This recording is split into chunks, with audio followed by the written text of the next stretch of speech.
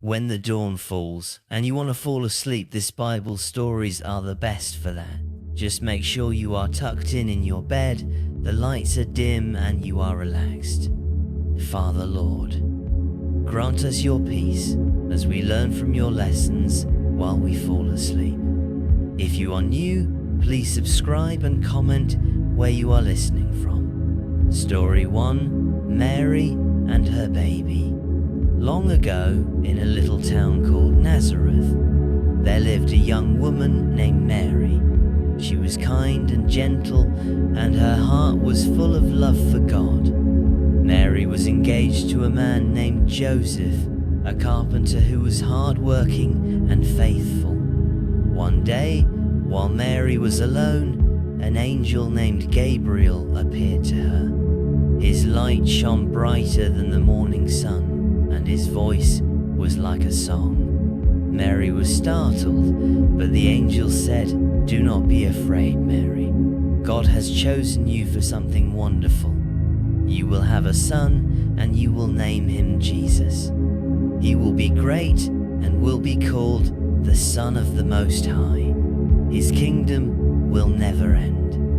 Mary was amazed, but also a little confused. "How can this be?" she asked softly. Gabriel smiled. "With God, all things are possible.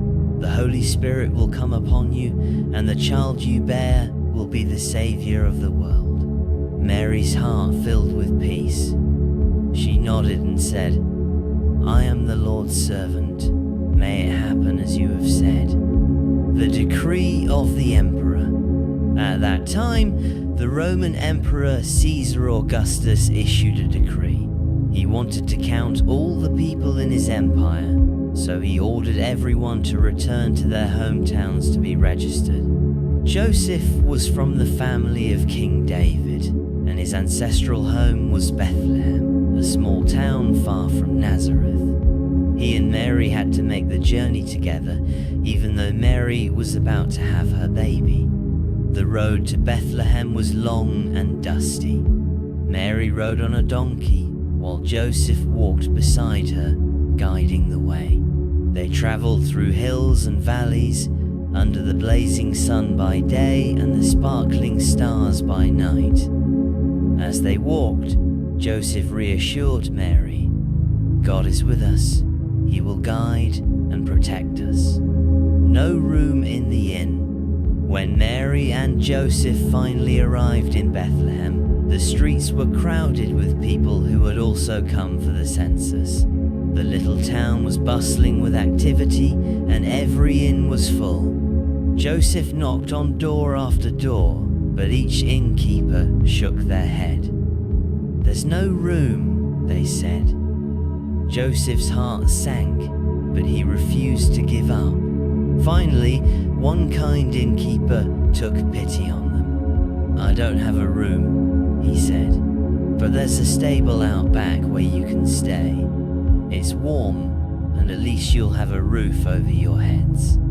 Grateful for the offer, Joseph led Mary to the stable. It was a simple shelter filled with hay, and the gentle animals inside, donkeys, sheep and cows, looked up curiously as the couple entered.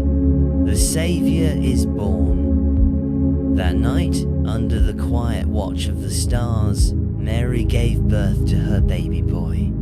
She wrapped him in soft cloths and laid him in a manger, a humble feeding trough filled with clean hay. Mary and Joseph looked at their baby with awe and wonder. This was Jesus, the Son of God, the Savior of the world. His tiny hands and feet were a reminder of God's incredible love. As Mary cradled Jesus in her arms, she whispered, "You are the light of the world, my precious child. You will bring hope and peace to all people." Shepherds in the field. Outside the town, on the hills of Bethlehem, shepherds were keeping watch over their flocks. The night was calm, and the stars twinkled above. The shepherds were sitting around a small fire, sharing stories to pass the time. Suddenly, the sky lit up with a dazzling light. The shepherds shielded their eyes in amazement. Before them stood an angel, glowing with the glory of God. The shepherds were terrified, but the angel spoke gently. "Do not be afraid. I bring you good news that will bring great joy to all people. Today in the town of David, a Savior has been born to you. He is Christ the Lord. You will find him wrapped in cloths and lying in a manger." As the angel spoke, the sky filled with more angels, their voices blending in a heavenly song. "Glory to God in the highest, and on earth peace to those on whom his favor rests." The shepherds' fear turned to joy. They couldn't believe they had been chosen to hear this incredible news. The shepherds' visit. As soon as the angels disappeared, the shepherds sprang to their feet. "Let's go to Bethlehem," they said. "We must see this child the Lord has told us about." They hurried down the hills and into the town. Following the angels' directions, they found the stable. Inside, they saw Mary and Joseph, and there, lying in the manger, was baby Jesus. The shepherds knelt before him, their hearts full of wonder. They told Mary and Joseph everything the angel had said. Mary listened carefully, treasuring their words in her heart. She looked at her baby and knew he was truly special, a gift, not just for her, but for the whole world. A night of joy and light. The shepherds left the stable, their faces glowing with excitement. They couldn't keep the news to themselves. As they returned to their flocks, they told everyone they met about the miraculous birth of Jesus. In the quiet stable, Mary and Joseph watched over their sleeping baby. The soft glow of the stars shone through the stable's roof, and the animals lay peacefully nearby. It was a night unlike any other, a night of love, hope, and light. The light of the world. As the years went by, Jesus grew up to fulfill the promise the angels had proclaimed. He taught people about God's love, healed the sick, and brought light to those living in darkness. His birth was just the beginning of a story that would change the world forever. The lesson of the manga. The story of Jesus' birth reminds us that God's love is for everyone, no matter how small or humble. Just as Jesus was born in a simple stable, his love shines in the hearts of all who welcome him. As you close your eyes tonight, remember that Jesus is the light of the world, and his love surrounds you. Sleep peacefully, knowing that God's light is always with you. The creation story. A tale of wonder and beauty. In the vast, unending expanse of eternity, before there was anything at all, not a single speck of dust, not a whisper of wind, not even the faintest glimmer of light, there was God. He existed alone, in perfect harmony and tranquility, yet full of boundless love and infinite wisdom. His heart was brimming with the desire to create, to bring forth something extraordinary from the depths of his imagination. The world as we know it did not exist, but in the quiet, infinite darkness, God had a magnificent plan. With great love and care, God decided to bring his plan to life. He would create a beautiful world, a masterpiece of wonder and beauty, filled with everything good. It would be a place where life could thrive, where every creature and every element would sing his praises in their own unique way. God, the master artist, was ready to paint his grand canvas. Day 1, let there be light. In the beginning, God spoke, His voice was powerful yet gentle, like the soft rumble of a distant drum echoing across the void. He said, "Let there be light." Instantly, the darkness was pierced by a brilliant, radiant glow. Light burst forth, pushing the shadows aside, and for the first time, there was day and night. The light was pure and perfect, a divine illumination that filled the emptiness with warmth and life. God looked at the light and saw that it was good. He called the light day and the darkness night. And so the very first day came to be, bathed in the gentle glow of God's creation. The cycle of day and night began, a rhythm that would continue throughout the ages. Day 2. The sky above. On the second day, God spoke again. He said, "Let there be a vault between the waters to separate water from water." With his words, God created the sky. He stretched it high above the earth, a vast expanse of blue that arched gracefully from one horizon to the other. The waters below rippled and sparkled under the new sky, reflecting the light in a dazzling display of colors. God looked at what he had made and smiled. The sky was good, a beautiful, open space where clouds could gather and birds would one day soar.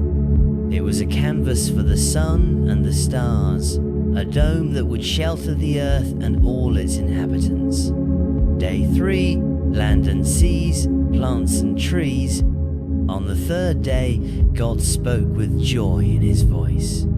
"Let the water under the sky be gathered to one place, and let dry ground appear." At once, the waters moved, forming oceans, rivers, and lakes, while dry land rose up in rich shades of brown and gold. God called the dry ground land, and the gathered waters seas. The earth was taking shape, a living, breathing entity that would soon be teeming with life. But God wasn't finished. He said, "Let the land produce vegetation, seed-bearing plants and trees that bear fruit with seeds in it." The land obeyed, and soon it came alive with color and life. Green grass blanketed the earth, flowers of every hue blossomed, and mighty trees stretched their branches toward the sky. There were apple trees with their sweet fruit, fragrant lavender swaying in the breeze, towering palms, and golden fields of wheat. God looked at the lush, vibrant earth he had created and declared it good. The land and seas, the plants and trees were all part of his grand design, a testament to his creativity and love. Day 4. The sun, moon, and stars. On the fourth day, God turned his attention to the heavens. He said, "Let there be lights in the sky to separate the day from the night. Let them serve as signs to mark sacred times, days, and years." God created the sun to shine brightly during the day, warming the earth and lighting the way. He made the moon to glow softly at night, casting a gentle light over the world. Then he scattered countless stars across the sky, like tiny diamonds sparkling in the darkness. The sun, moon, and stars were beautiful, and they filled the world with rhythm and wonder. They marked the passage of time, the changing of seasons, and the cycles of life. God saw that it was good. Day 5. Creatures of the sky and sea. On the fifth day, God filled the air and water with life. He said, "Let the waters teem with living creatures, and let birds fly above the earth across the sky." The seas bubbled with excitement as fish of every shape and size appeared, silver-scaled fish darting through the water, playful dolphins leaping into the air, and mighty whales gliding gracefully through the deep. In the sky, birds took flight. Eagles soared high above the mountains. Tiny sparrows flitted through the trees, and peacocks displayed their brilliant feathers. Their songs and calls filled the world with music. God watched the lively skies and seas and said, "Be fruitful and multiply." He was pleased with what he had made. It was good. Day 6. Animals and humans. On the 6th day, God created animals to live on the land. He said, "Let the land produce living creatures according to their kinds." At once, the earth was filled with animals of all kinds. Lions roared across the savannah, deer leaped through the forests, and gentle cows grazed in the meadows. Tiny ants marched in lines, while elephants trumpeted in joy. God made every creature, big and small, each unique and wonderful. But God saved the best for last. With great care and love, he said, "Let us make mankind in our image, in our likeness." So God created the first man and woman, Adam and Eve. He made them special, different from all the other creatures. They could think, speak, and love, and they were created to have a relationship with God. God blessed them and said, "Be fruitful and increase in number. Fill the earth and subdue it. Rule over the fish in the sea and the birds in the sky, and every living creature that moves on the ground." He gave them the beautiful earth as their home and entrusted them to care for it. Day 7. A day of rest. By the 7th day, God had finished his work. He looked at everything he had made, the light and sky, the land and sea, the plants and animals, and the first people, and saw that it was very good.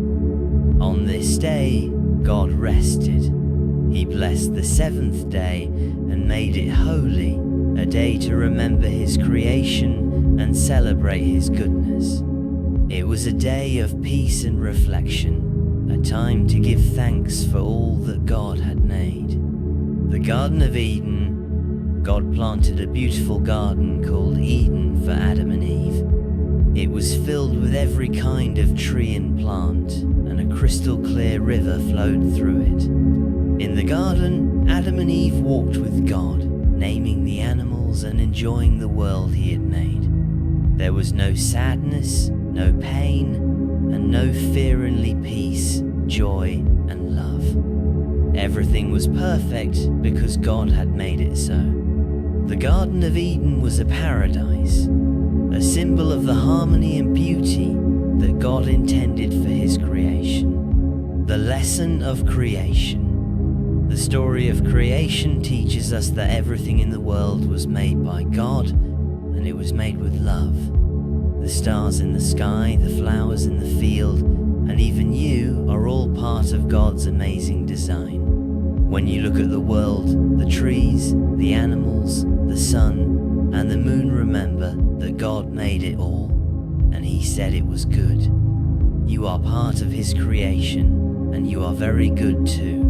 As you drift off to sleep tonight, imagine the soft light of the moon, the gentle rustle of leaves, and the songs of birds welcoming a new day. Remember that the same God who made the world watches over you and loves you deeply. Good night, and may you rest in the peace of God's creation. This expanded version of the creation story emphasizes the wonder, beauty, and goodness of God's creation. It highlights the intricate details of each day of creation and the special place of humans within it. The story serves as a reminder of God's love and the perfection of his design, encouraging us to appreciate and care for the world he has given us. David and Goliath. A tale of courage and faith, the fearsome giant. Long ago, in the land of Israel, the armies of King Saul stood trembling on the hillsides of the valley of Elah. Across the valley, on the opposite hill, stood the Philistine army. Among them was a warrior so fearsome, so massive, that his very presence struck terror into the hearts of all who saw him. His name was Goliath, and he was a giant. Towering over 9 feet tall, he wore bronze armor that gleamed in the sunlight.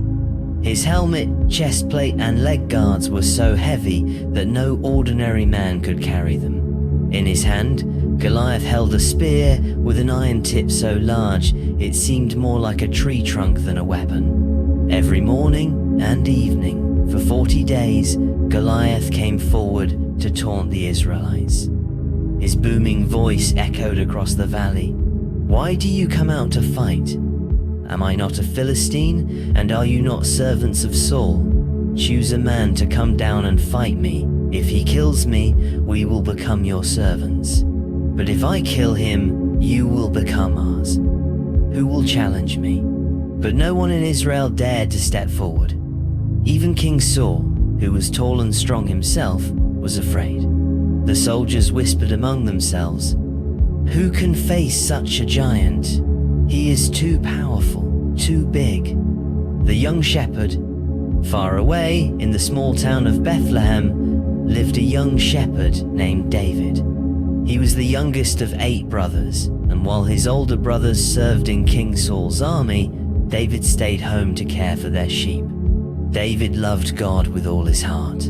As he watched over the sheep in the fields, he often sang songs of praise to God, playing his harp under the stars. He had a courageous spirit and trusted God to protect him. One day, David's father Jesse called him.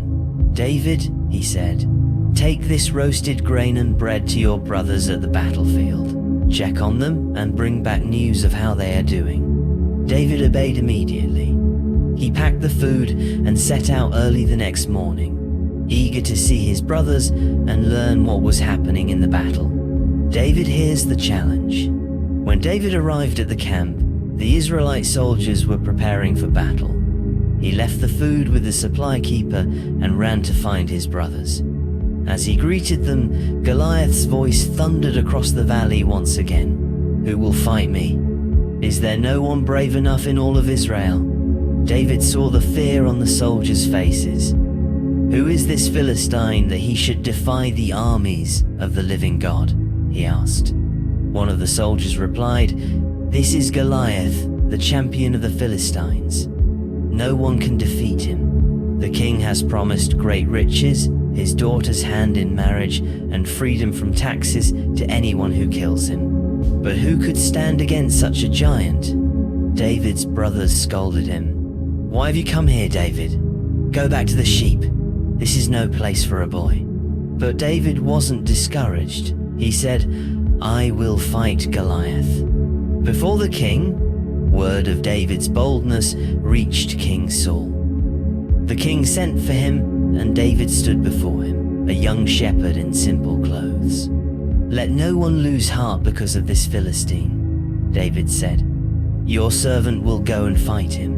Saul looked at David and shook his head. "You are only a boy, and he has been a warrior since his youth. How can you fight him?" David replied, "I have been a shepherd, and when a lion or a bear came to attack my sheep, I struck it down. The Lord who rescued me from the paw of the lion and the bear will rescue me from this Philistine."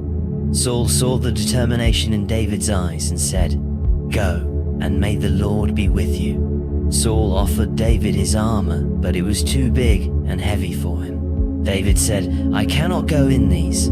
I am not used to them." Instead, he took only his staff, his sling, and 5 smooth stones from a nearby stream, placing them in his shepherd's bag. With his simple weapons and unwavering faith, David walked into the valley to face Goliath. When Goliath saw David approaching, he roared with laughter. "Am I a dog that you come at me with sticks? Come here, and I will feed your flesh to the birds and wild animals." But David was not afraid. He called out, You come against me with sword and spear, but I come against you in the name of the Lord Almighty, the God of Israel, whom you have defied. Today the Lord will deliver you into my hands, and the whole world will know that there is a God in Israel. The battle is the Lord's." Goliath sneered and charged toward David, his massive footsteps shaking the ground. David reached into his bag and pulled out a stone. He placed it in his sling, swung it around his head, and let it fly. The stone soared through the air and struck Goliath squarely on the forehead. The giant stumbled, his eyes wide with shock, and then he fell to the ground with a mighty crash. The Philistine army gasped in disbelief. Their champion was defeated by a shepherd boy. David ran to Goliath, took the giant's sword, and held it high. The Israelite army cheered and surged forward, chasing the fleeing Philistines. King Saul and his men celebrated David's bravery. They lifted him high on their shoulders, shouting, "The Lord has given us victory!"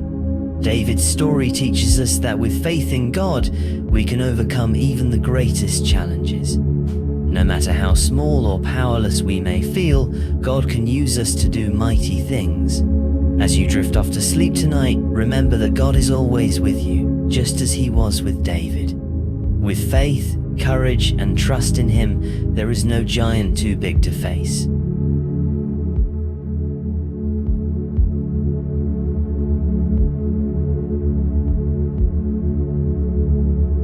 Jesus calms the storm. A story of divine power and unwavering faith.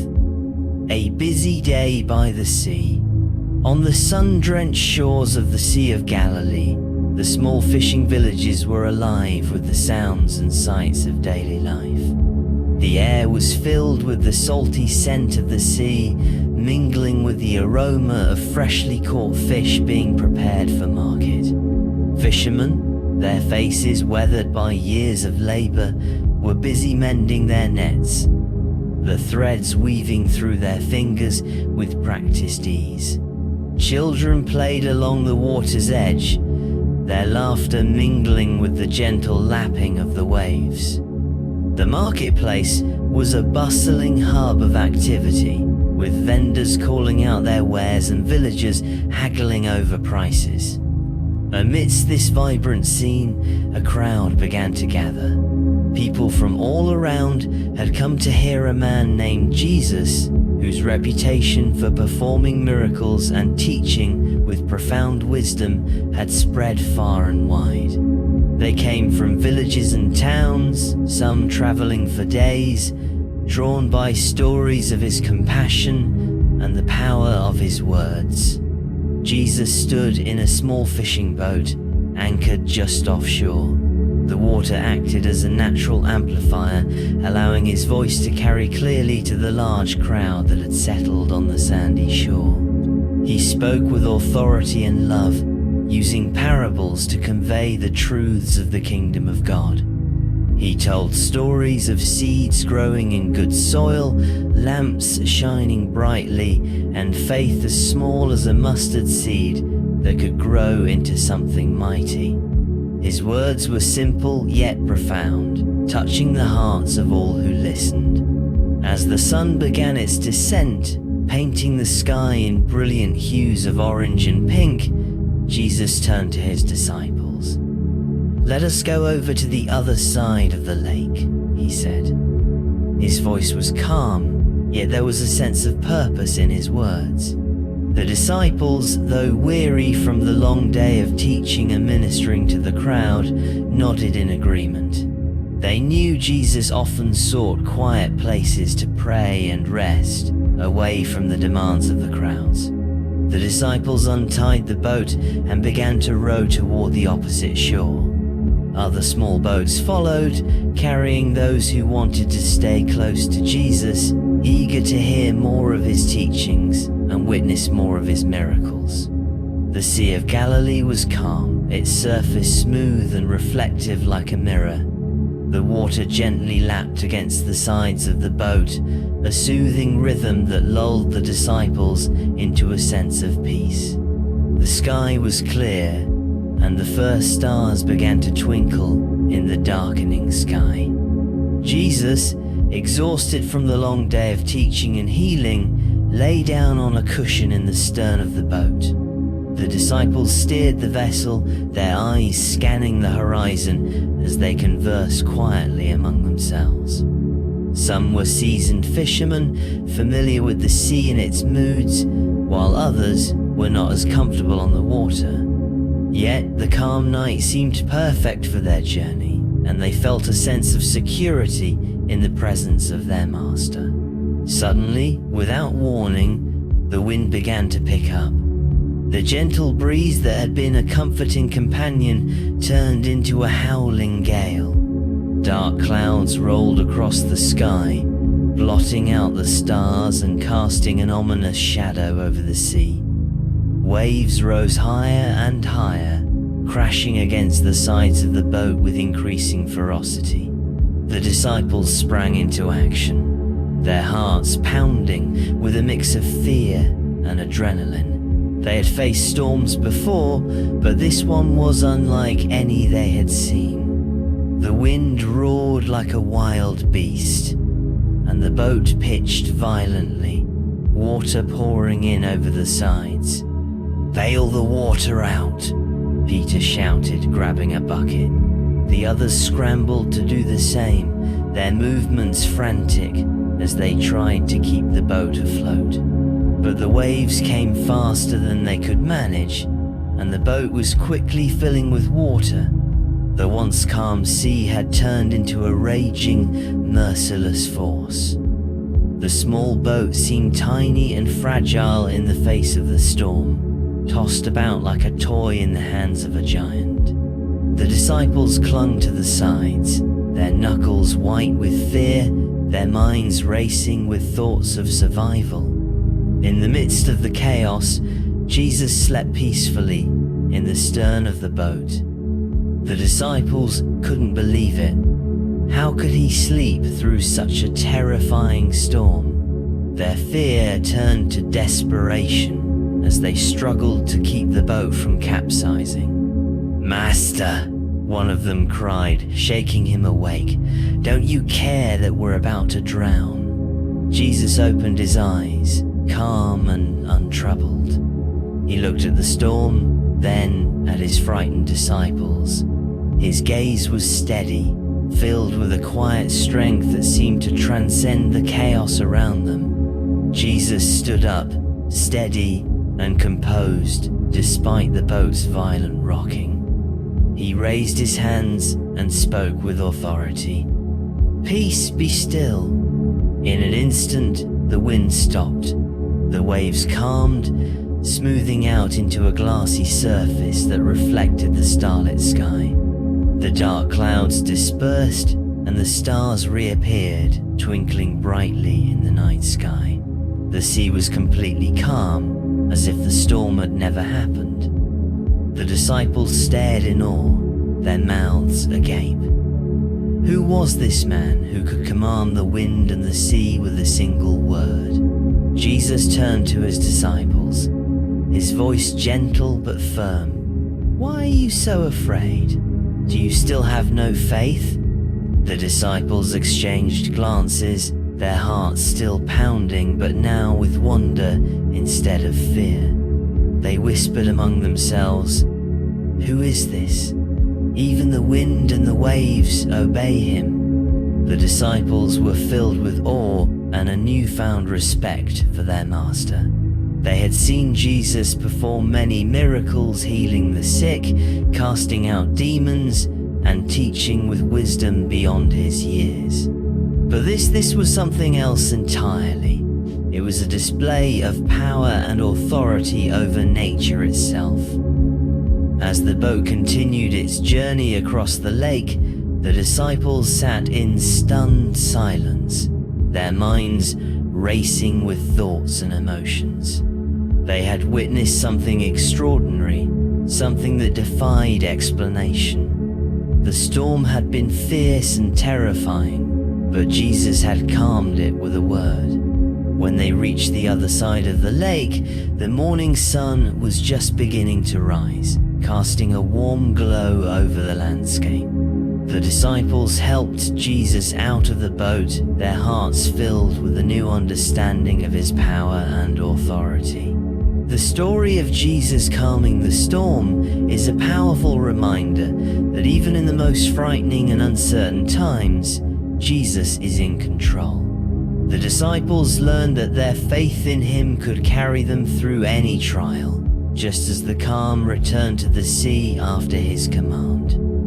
As you lay down to sleep tonight, remember that Jesus is always with you, no matter what storms you face. Whether your heart feels troubled or your mind is full of worries, you can trust him to bring peace. Just like the disciples in the boat, you can call out to him and he will hear you. Close your eyes and rest, knowing that Jesus is watching over you. The same voice that calmed the stormy sea whispers to you now, "Peace, be still."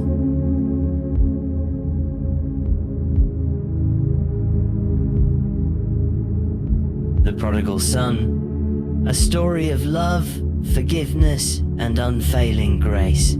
In a quaint, peaceful village nestled among the gentle, rolling hills of a fertile land, there lived a kind and generous father. His reputation for wisdom and compassion was known far and wide, and he was respected by all in the community. The father worked tirelessly to provide for his family, tending to the fields that stretched out like a patchwork quilt, raising livestock that roamed freely in the pastures, and managing the family estate with care and diligence. The father had 2 sons, each as different as night and day. The older son was a paragon of responsibility and diligence. From a young age, he had worked side by side with his father, learning the family trade and ensuring that the estate ran smoothly. He was reliable, hard-working, and took his duties seriously. The younger son, however, was a restless spirit. He was filled with dreams of adventure and excitement, longing for the freedom to explore the world beyond the confines of their small, idyllic village. The older son found comfort and purpose in the familiar routines of farm life, while the younger son felt trapped by them. He yearned for something more, something beyond the horizon that he could see from the top of the hill behind their home. One crisp morning, as the family gathered around the breakfast table, the younger son spoke up. His eyes gleamed with a determination that his father had seen before, but this time it was different. There was a resolve in his voice that caught both his father and older brother by surprise. "Father," he began, his voice steady, "I've been thinking. I don't want to wait until I'm older to enjoy life. Please give me my share of the inheritance now so I can go and live as I please." The father's heart ached at the request. He loved both of his sons deeply and wanted nothing more than their happiness and well-being. But he also knew that he couldn't force his younger son to stay if his heart was set on leaving. With a heavy heart, the father agreed to his son's request and divided his wealth, giving the younger son his portion. The younger son was overjoyed. He had what he wanted: freedom and the means to pursue his dreams. He thanked his father and began making plans to leave. With his inheritance in hand, the younger son packed his belongings and set off for a distant land. At first, life was everything he had hoped for. He stayed in grand inns, feasted on fine food, and bought luxurious clothes. He made many new friends who laughed, sang, and celebrated with him. The world was his oyster, and he was determined to enjoy every moment of it. But as time went on, the younger son began to spend recklessly. He threw lavish parties, bought expensive gifts for his friends, and wasted his money on things that brought only fleeting happiness. He never thought about the future or what would happen when his wealth ran out. He was living in the moment, and it felt exhilarating. Soon, the money was gone. The once bustling inns no longer welcomed him, and his so-called friends disappeared like mist in the morning sun. To make matters worse, a severe famine swept across the land. Food became scarce, and the younger son found himself hungry and alone. Desperate, he looked for work. He tried to find employment in the city, but there were no jobs to be had. Finally, a farmer took pity on him and hired him to feed pigs, which was the lowest and most humiliating job he could imagine. Day after day, he stood in the muddy pens, watching the pigs eat slop. His stomach growled with hunger, and he thought, even these pigs eat better than I do. One day, as he sat in the dirt, weak and hungry, the younger son thought about home. He remembered the warmth of his father's house, the delicious meals, and the kindness of his family. He thought about the hired servants in his father's household and how they had food to spare. How many of my father's hired servants have food to spare, he thought, and here I am, starving to death. I'll go back to my father and say, Father, I have sinned against heaven and against you. I am no longer worthy to be called your son. Please make me like one of your hired servants.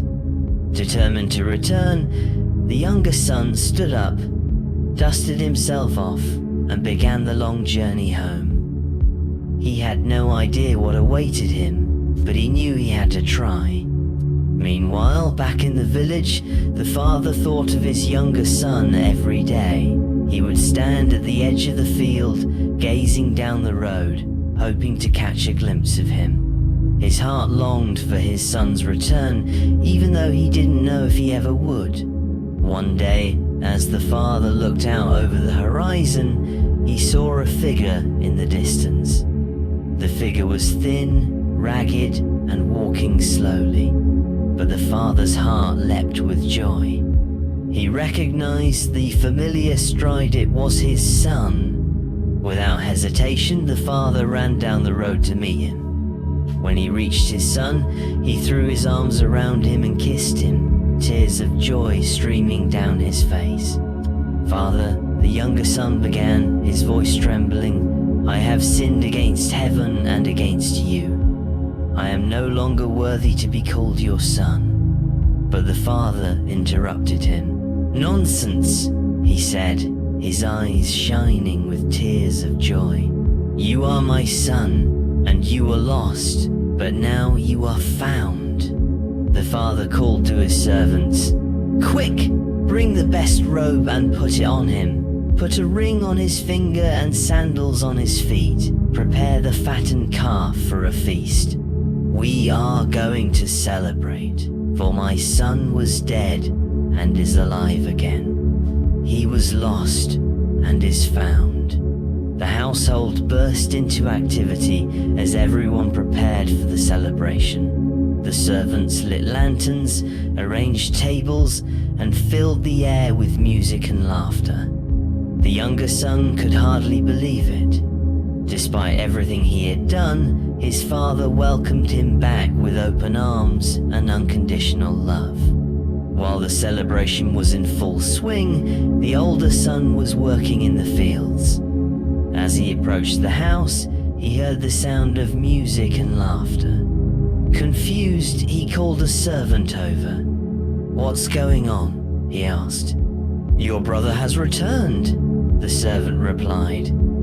Your father is throwing a feast to celebrate his safe return. The older son's face darkened with anger. He refused to go inside. He felt a deep sense of resentment and betrayal. He had stayed home, worked hard, and never disobeyed his father. Yet he had never been celebrated like this.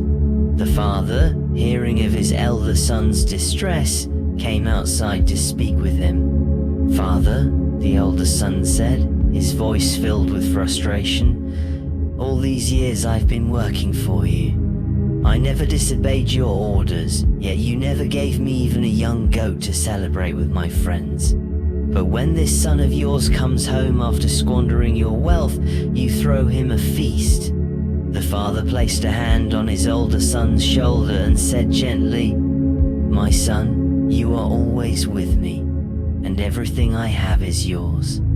But we had to celebrate and be glad, because your brother was dead and is alive again. He was lost and is found." The older son listened, but he was still hurt and angry. He couldn't understand why his father was so forgiving and loving towards his younger brother. The younger son learned that no matter how far he had strayed, his father's love never wavered. The older son was reminded that his father's love was for both of them equally and abundantly.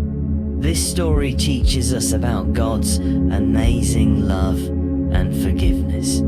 Just like the father in the story, God is always ready to welcome us back with open arms, no matter how far we've wandered. His love is unconditional, and his joy is great when we return to him. A story for us all. As you drift off to sleep tonight, remember that you are deeply loved by God. Whether you feel close to him or far away, his arms are always open, waiting to embrace you. His love is everlasting, and his grace is sufficient for all. Just like the father in the story, God celebrates when we return to him.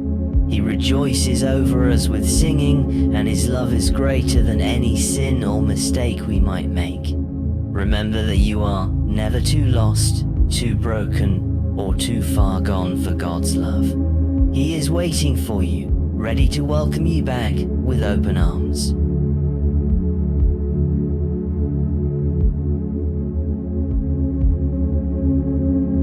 Ruth and Naomi. A story of loyalty, faithfulness, and divine redemption. Long ago in the land of Israel, during the era of the Judges, a time marked by chaos and uncertainty, a severe famine struck the land. The once fertile fields of Bethlehem lay barren, and the people struggled to survive. Among those affected was a man named Elimelech, who lived in Bethlehem with his wife Naomi, and their two sons, Mahlon and Chilion. Faced with the dire circumstances of hunger and hardship, Elimelech made a difficult decision. He would take his family and leave their homeland, seeking refuge and sustenance in the land of Moab, a neighboring country with different customs and gods.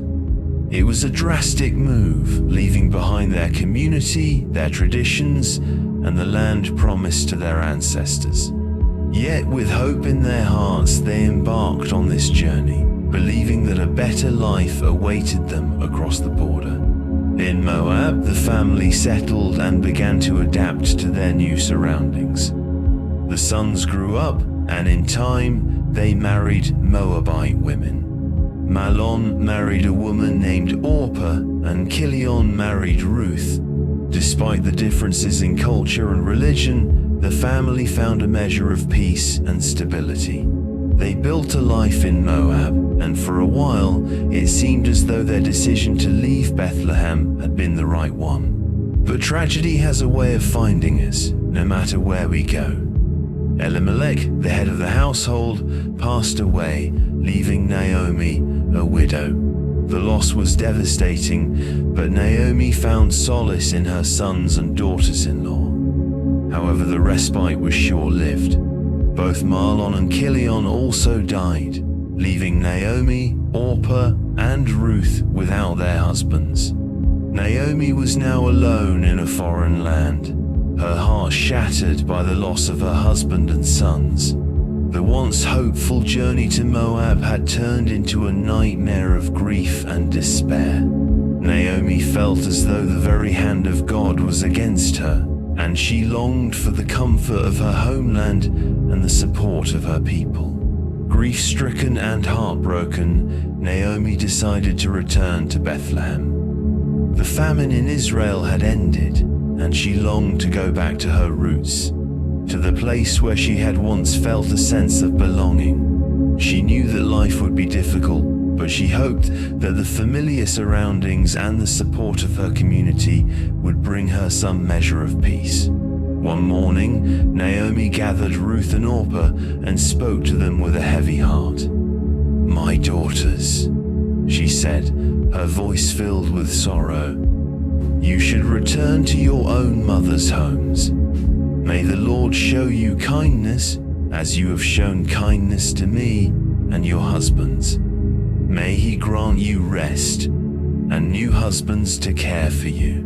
Naomi kissed them goodbye, and all three women wept. It was a moment filled with pain and uncertainty as they faced the reality of parting ways. At first, both Ruth and Orpah refused to leave Naomi. "We will go with you to your people," they said, their voices filled with determination. But Naomi insisted. "Go back, my daughters. Why would you come with me? I have no more sons to offer you as husbands. My life is bitter, and I don't want you to suffer as I have." After much weeping and pleading, Orpah kissed Naomi goodbye and returned to her family. It was a heartbreaking farewell, but Orpah knew that she had to follow her own path. She returned to her mother's home, leaving Naomi and Ruth to continue their journey. Ruth, however, stood firm. She was determined to stay with Naomi no matter what the future held. With a heart full of love and loyalty, she spoke words that would echo through the ages. "Don't urge me to leave you or to turn back from you," Ruth said, her voice steady and resolute. "Where you go, I will go. Where you stay, I will stay.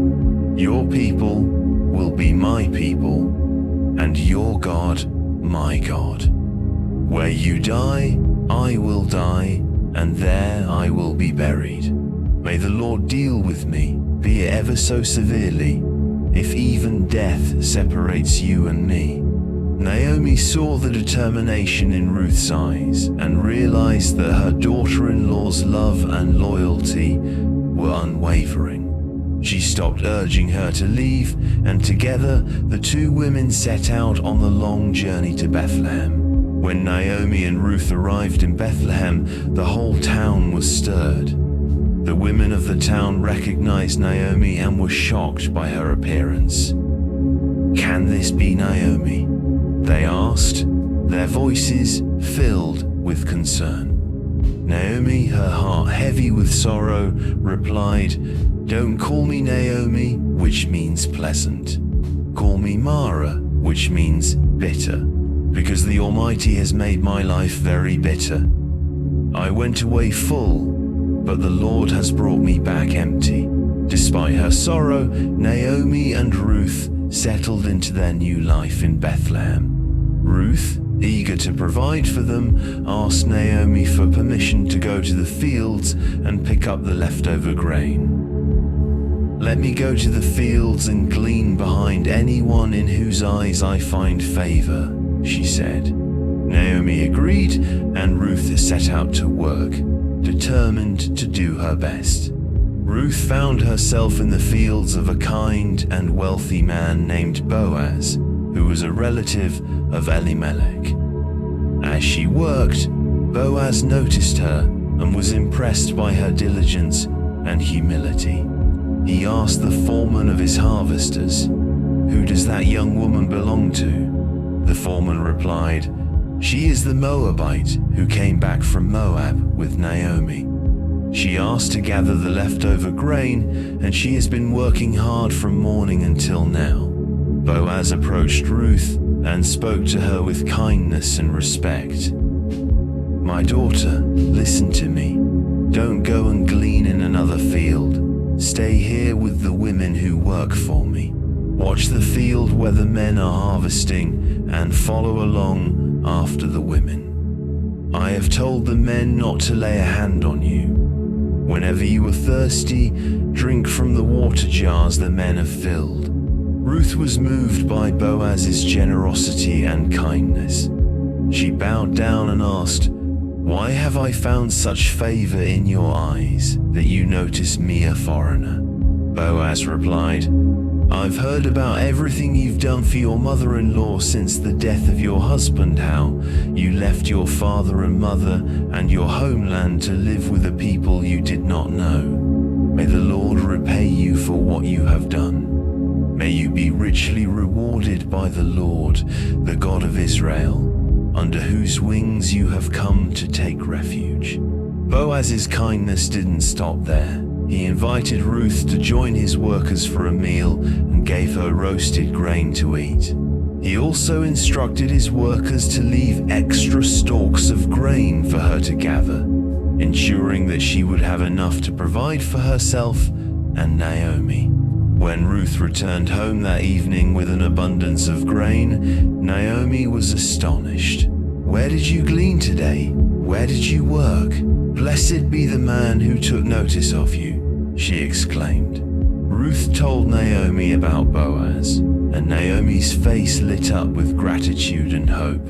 "The Lord bless him," she said. "He has not stopped showing kindness to the living and the dead. That man is our close relative. He is one of our guardian redeemers." As the barley harvest continued, Ruth worked faithfully in Boaz's fields. Naomi, seeing Boaz's kindness and recognizing his role as a guardian redeemer, came up with a plan to secure a future for Ruth. "My daughter," she said, "I must find a home for you, where you will be well provided for. Tonight, Boaz will be winnowing barley on the threshing floor. Wash and perfume yourself, put on your best clothes, and go to the threshing floor. When he lies down, note the place where he is lying. Then go and uncover his feet and lie down. He will tell you what to do." Ruth obeyed Naomi's instructions, trusting in her wisdom and guidance. That night, after Boaz had eaten and drunk and was in good spirits, he lay down at the far end of the grain pile and fell asleep. Quietly, Ruth approached, uncovered his feet, and lay down. In the middle of the night, something startled Boaz, and he turned to find a woman lying at his feet. "Who are you?" he asked. "I am your servant Ruth," she said. "Spread the corner of your garment over me, since you are a guardian redeemer of our family." Boaz was moved by Ruth's boldness and loyalty. "The Lord bless you, my daughter," he said. "You have not run after younger men, whether rich or poor. And now, don't be afraid. I will do for you all you ask." Boaz took the necessary steps to become Ruth's guardian redeemer. He purchased the land that had belonged to Elimelech and agreed to marry Ruth. Their union was blessed by the community, and in time, Ruth gave birth to a son named Obed. The women of Bethlehem celebrated with Naomi, saying, "Praise be to the Lord, who has not left you without a guardian redeemer. May he become famous throughout Israel." Naomi held Obed in her arms, her heart full of joy. Through Ruth's loyalty and faithfulness, God had restored her family and filled her life with hope. Obed grew up to become the father of Jesse, who was the father of King David. Through Ruth's unwavering loyalty and faithfulness, she became part of the lineage of Jesus Christ, the Savior of the world. Ruth's story is a testament to the power of loyalty, love, and faithfulness. It reminds us that God rewards those who trust in Him and care for others. No matter how difficult life may seem, God's plans are always good, and His blessings are abundant. As you close your eyes tonight, remember Ruth's courage and the beautiful way God provided for her and Naomi. Rest in the assurance that God watches over you too and has a wonderful plan for your life. Good night, and may you rest in his peace and love.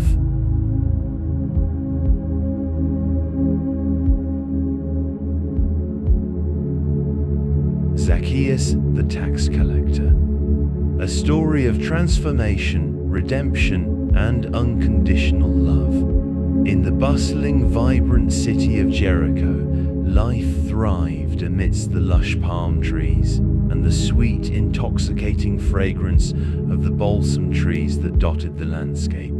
Jericho was a hub of activity, a place where people from all walks of life converged.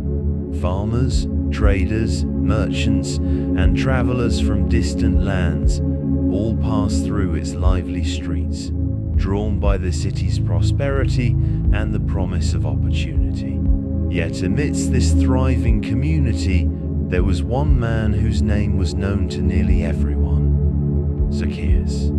Zacchaeus was a tax collector, a profession that in those days was synonymous with controversy and disdain. Tax collectors worked for the Roman government, tasked with collecting taxes from the Jewish populace. They were often viewed as traitors and thieves, for many of them exploited their positions, charging more than the required amount and pocketing the excess for themselves. Zacchaeus was no exception. He was wealthy, but his wealth was amassed through dishonest means, taking advantage of those who were already struggling under the oppressive rule of the Roman Empire. Despite his affluence and the grand house he owned, Zacchaeus was a man who felt deeply the sting of loneliness and rejection. The people of Jericho despised him, seeing him as a sinner and a betrayer.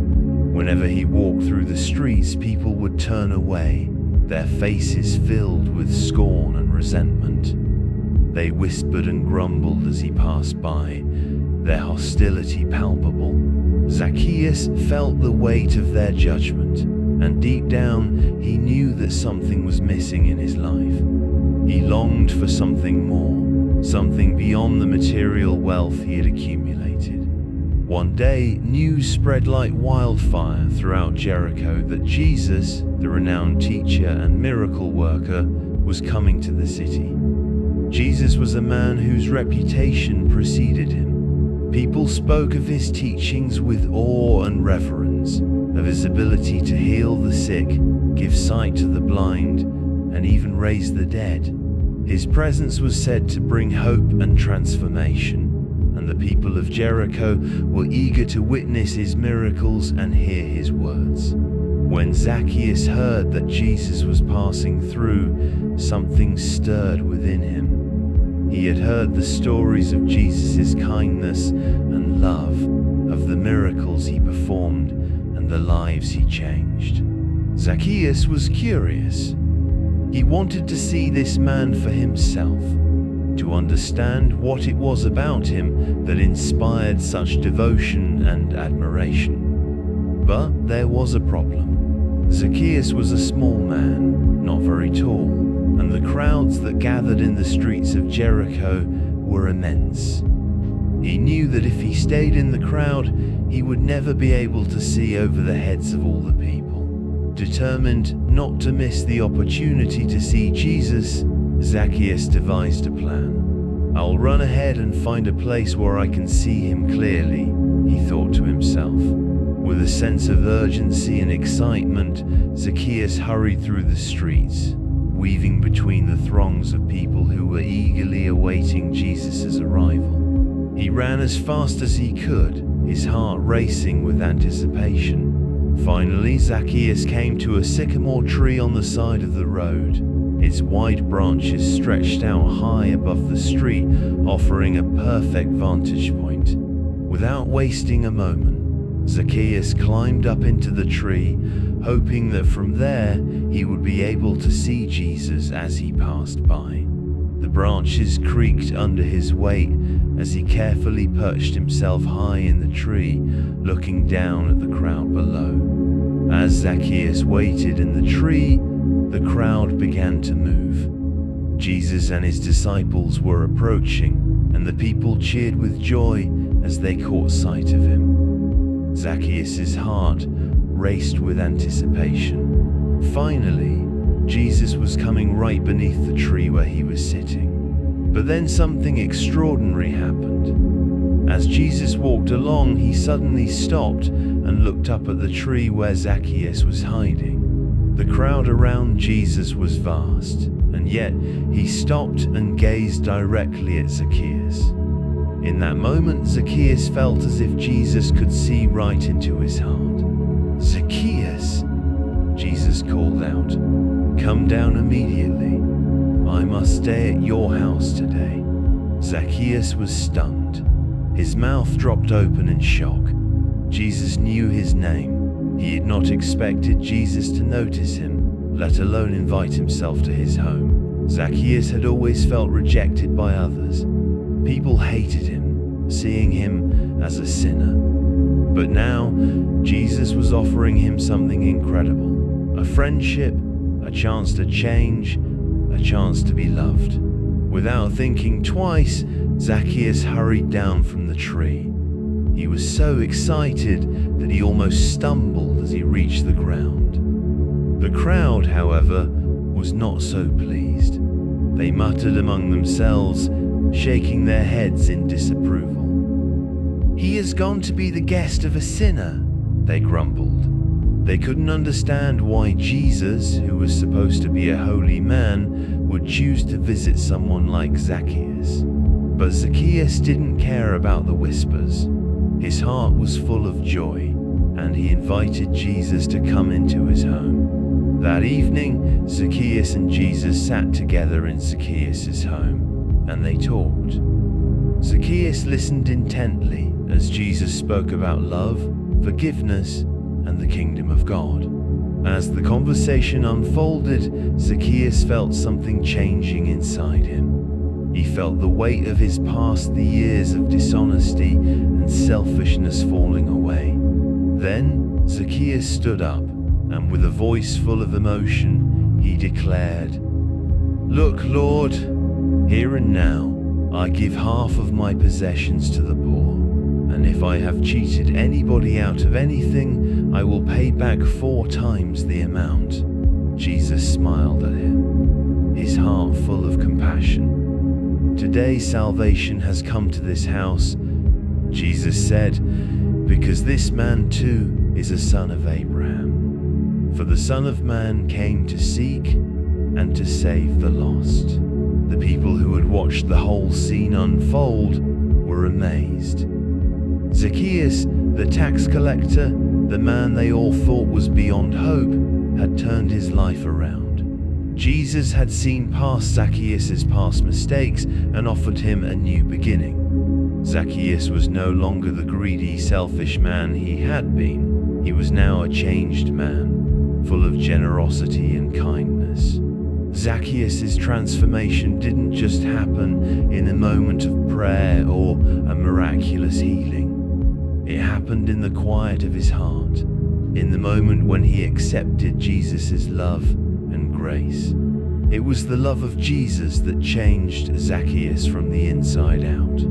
Zacchaeus' decision to give away half of his wealth and repay anyone he had cheated was a powerful act of repentance and gratitude. He understood that the love Jesus showed him was greater than any riches or possessions he could ever have. The story of Zacchaeus teaches us that no one is beyond the reach of God's love.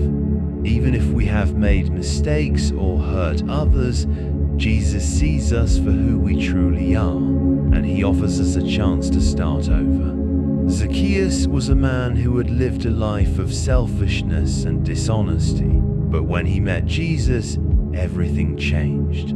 His past was forgiven, and he was given a new heart full of love and generosity. Jesus came to seek and save the lost, and that includes everyone, no matter their past. When we open our hearts to him, he can transform us, just as he transformed Zacchaeus. We are never too far gone for God to reach us with his love and grace. Zacchaeus' life was forever changed that day. From that moment on, he became known not just as a tax collector, but as a man whose life had been transformed by Jesus. He used his wealth to help others, and he became a generous man who sought to make things right. The people of Jericho may have once looked down on Zacchaeus, but now they saw him differently. They saw a man who had been forgiven, a man who had been given a second chance, and through his life, they saw the love of Jesus that could change anyone, no matter their past. As you close your eyes tonight and drift off to sleep, remember the story of Zacchaeus. Jesus saw him for who he truly was, not for the mistakes of his past. Jesus loved him, and through that love, Zacchaeus was transformed. Just like Zacchaeus, we are all loved by God, no matter what we have done. When we open our hearts to him, he will help us change, just as he helped Zacchaeus. Rest in the knowledge that you are loved, just as you are, by the one who came to seek and save the lost. This expanded version of the story of Zacchaeus highlights the themes of transformation, redemption, and unconditional love. It provides a detailed narrative of Zacchaeus' journey from a life of sin and loneliness to one of generosity and joy, emphasizing the power of Jesus' love and grace. The story serves as a powerful reminder that God's love is available to everyone, no matter their past.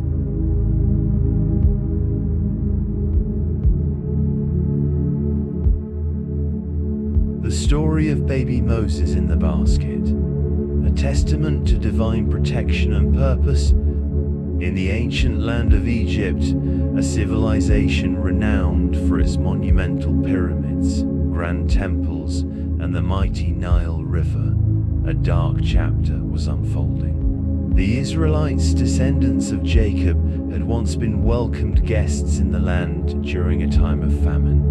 They settled in the fertile region of Goshen, where they thrived and multiplied. However, as the years passed, their status shifted from honored guests to oppressed laborers. The Pharaoh, the ruler of Egypt, viewed them with growing suspicion and fear. The Israelites had grown into a vast multitude, and their numbers filled the Pharaoh with dread. He feared that they might become so powerful that they could rise up against him, overthrow his rule, and seize control of Egypt. Driven by this fear, the Pharaoh made a heartless decree. Every newborn Israelite boy was to be thrown into the Nile River.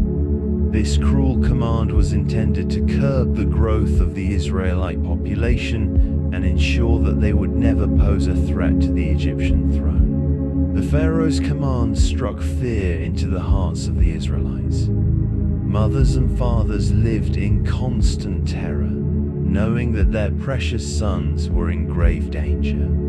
The river, which had once been a symbol of life and sustenance, now loomed as a threat, a place of death and despair. The Israelites were desperate, not knowing what would happen to their children, especially their newborn sons. But in the midst of this terrible decree, God had a plan. He had a purpose for every life, and he was working behind the scenes, even in the midst of the darkness and fear. His hand was moving, orchestrating events in ways that no one could have foreseen. In the land of Egypt, there was a woman named Jochebed, who was an Israelite. She and her husband Amram were both part of the family of Levi, one of the 12 tribes of Israel. Jochebed had already given birth to 2 children, a daughter named Miriam and a son named Aaron, and now she was about to have another baby. One day, Jochebed felt the familiar signs of labor, and soon she gave birth to a beautiful baby boy. When she looked at her newborn son, her heart filled with both joy and fear. She knew that Pharaoh had ordered all baby boys to be killed, and she didn't know how she could protect her precious son. But Jochebed had faith in God, and she knew that God had a purpose for her child. She trusted that God would take care of them in this time of danger. For 3 months, Jochebed kept her baby boy hidden at home. She cared for him, fed him, and kept him safe. But as the days passed, the baby grew stronger and louder, and it became harder and harder to hide him from Pharaoh's soldiers. Jochebed knew that she had to do something to protect her child. One day, as Jochebed thought about what to do, an idea came to her. She remembered the words of the Lord and trusted that God would guide her. Jochebed took a deep breath, and with her faith in God, she decided to act. She would not sit idly by, she would do everything she could to save her son. Jochebed went to work. She took a basket made of papyrus reeds and carefully lined it with tar and pitch to make it waterproof. This basket would be strong enough to float on the river, and it would keep her baby safe from the water. She then placed her baby in the basket, wrapped him snugly in a blanket, and gently set him down inside. With a heavy heart, Jochebed carried the basket to the banks of the Nile River. The Nile was a large, mighty river that flowed through Egypt. It was both the source of life for the Egyptians, and in this case, it would be the place where Jochebed would entrust her child into God's care. Before leaving the basket, Jochebed kissed her baby on the forehead and whispered a prayer for God's protection. God, please watch over my son. I trust you with his life, and I know you have a plan for him. Please keep him safe and bring him back to me. Jochebed turned to leave, but asked her daughter Miriam to stay and watch over the basket, just in case something happened. Miriam agreed and hid behind some reeds along the riverbank, watching with eager eyes. It was a sunny day, and the riverbanks were alive with the sounds of birds and the soft flow of the water. As Miriam watched over the basket, something incredible happened. The Pharaoh's daughter, the Princess of Egypt, came down to the river to bathe. She was surrounded by her attendants, who were there to help her. As the princess stepped into the river, her eyes fell upon the small basket floating among the reeds. Her curiosity piqued, and she signaled for one of her attendants to fetch the basket. The attendant brought it to her, and when the princess opened it, she saw the baby boy inside. The baby was crying softly, and the princess's heart was filled with pity for the child.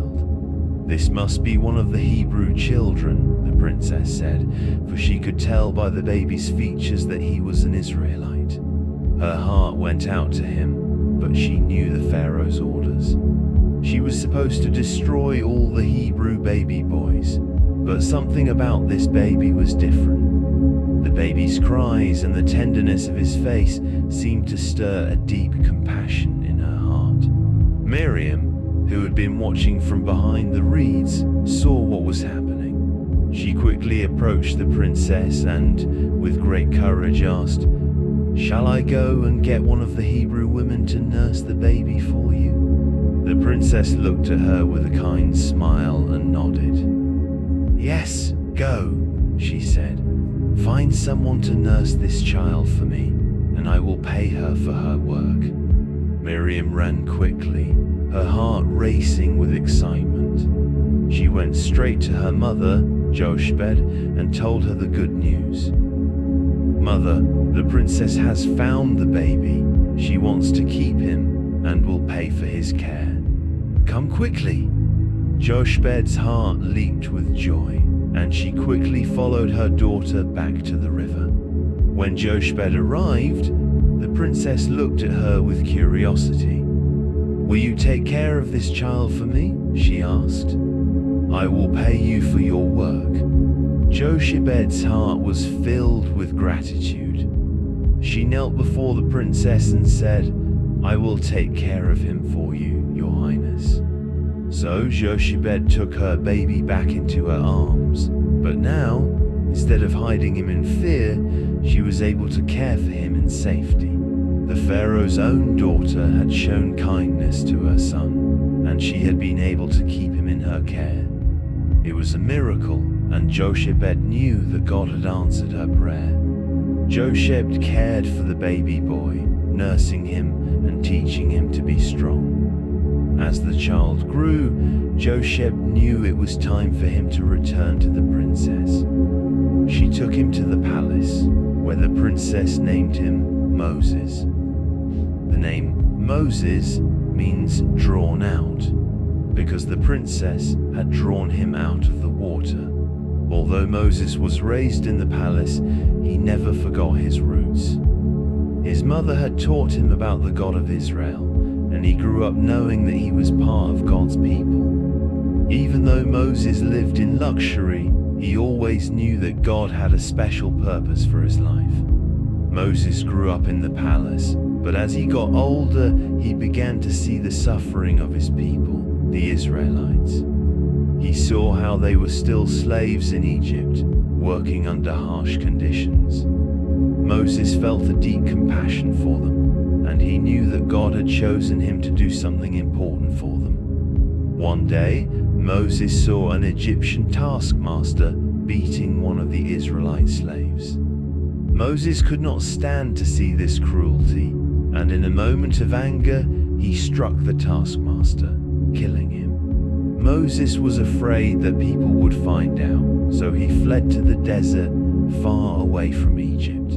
But even in the desert, God had a plan for Moses. Many years later, God appeared to Moses in a burning bush and called him to return to Egypt to lead the Israelites out of slavery. Moses was hesitant at first, but God assured him that he would be with him, give him the strength he needed. Moses' life was a testament to God's protection and care. From the moment he was born, when his mother placed him in a basket and set him afloat on the river, to the moment when he would stand before Pharaoh and demand that the Israelites be set free, God was with him every step of the way. Moses' story shows that even in the darkest times, God has a purpose for each of us. God protected Moses as a baby and gave him a great destiny, even though his future seemed uncertain. He worked through his life to fulfill his promises to his people. Trusting in God's plan, as you drift off to sleep tonight, remember that God has a purpose for your life, just like he had a purpose for Moses. Even when life feels difficult or confusing, know that God is watching over you and guiding you. He will protect you, just as he protected Moses, and he will always take care of you. Rest in the knowledge that God's plan for you is good, and he will never leave you. Moses' life was a testament to God's protection and care. From the moment he was born, when his mother placed him in a basket and set him afloat on the river, to the moment when he would stand before Pharaoh and demand that the Israelites be set free, God was with him every step of the way. Moses' story shows that even in the darkest times, God has a purpose for each of us.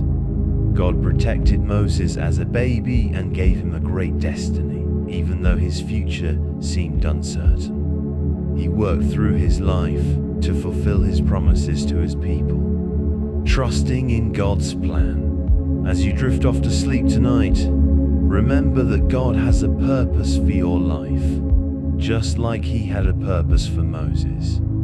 Even when life feels difficult or confusing, know that God is watching over you and guiding you. He will protect you, just as he protected Moses, and he will always take care of you. Rest in the knowledge that God's plan for you is good, and he will never leave you. The Boy with 5 Loaves and 2 Fish, a story of abundance and faith. It was a beautiful day on the shores of the Sea of Galilee, a place where the natural beauty of the land met the tranquil embrace of the water. The hills surrounding the sea were covered in a lush carpet of green grass, dotted with wildflowers that swayed gently in the breeze. The sky stretched wide and blue above, a vast canvas that seemed to touch the horizon where the sea met the sky. Birds flew overhead, their cheerful songs blending harmoniously with the soothing sound of gentle waves lapping against the rocky shoreline. In a small village near the sea, a young boy named Benjamin woke up early, filled with excitement and anticipation. He had heard that Jesus, the great teacher and miracle worker, was nearby, and the news had spread like wildfire through the village. Everyone was talking about Jesus' show. He healed the sick, gave sight to the blind, and taught about God in a way that filled people's hearts with hope and joy. His teachings were like a beacon of light in a world that often seemed dark and uncertain. "Mother," Benjamin said eagerly, his eyes wide with excitement, "may I go and see Jesus? Please?" His mother, seeing the earnestness in her son's eyes, smiled warmly. "Of course, my dear," she replied, tying a small cloth bundle for him. "Here's some lunch for you, a few barley loaves and 2 small fish. It's not much, but it will keep you from getting hungry." Benjamin hugged his mother tightly, his heart full of gratitude. He tucked the bundle into his satchel and set off with a skip in his step, eager to see the man whose name was on everyone's lips. When Benjamin reached the hillside where Jesus was, he was amazed by the sight that greeted him. Thousands of people had gathered there, sitting on the grass and listening intently to Jesus as he spoke. It was the largest crowd Benjamin had ever seen, a sea of faces stretching as far as the eye could see.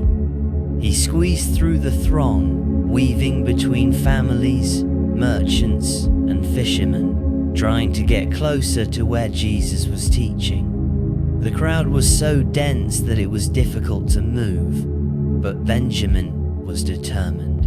Finally, he found a spot near the front where he could see Jesus clearly. Jesus stood on the hill, his voice carrying gently over the crowd like a soothing melody. He spoke about God's love, forgiveness, and the kingdom of heaven. His words were filled with wisdom and compassion, touching the hearts of all who listened. Benjamin listened intently, his small face glowing with wonder. He was captivated by Jesus' teachings, and he felt a deep sense of peace and joy in his heart. He didn't even notice how much time had passed until he felt a tiny rumble in his stomach, reminding him of the lunch his mother had packed for him. As the day wore on, the sun began to dip lower in the sky, casting long shadows over the hillside. The crowd, which had been so still and attentive, began to stir. People were growing hungry, and there were whispers of concern among them. "What are we going to eat?" one man asked his wife, his voice tinged with worry. "There's no food here, and the villages are too far to walk to before nightfall," another said, glancing around at the vast crowd. The disciples of Jesus gathered around him, their faces etched with worry. Philip, one of the disciples, spoke up. "Master, it would take more than half a year's wages to buy enough bread for everyone here to have just one bite." Jesus looked out at the crowd with compassion. He knew they were tired and hungry, and he felt their need deeply. He turned to his disciples and asked, "Where shall we buy bread for these people to eat?" The disciples exchanged uneasy glances. They were at a loss, unsure of how to solve the problem. Andrew, Simon Peter's brother, shrugged helplessly.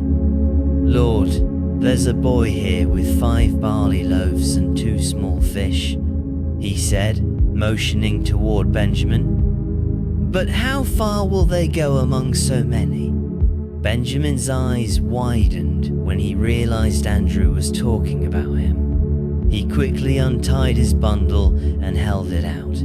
his heart pounding with a mix of fear and hope. "It's not much," he said shyly, "but you can have it if it will help."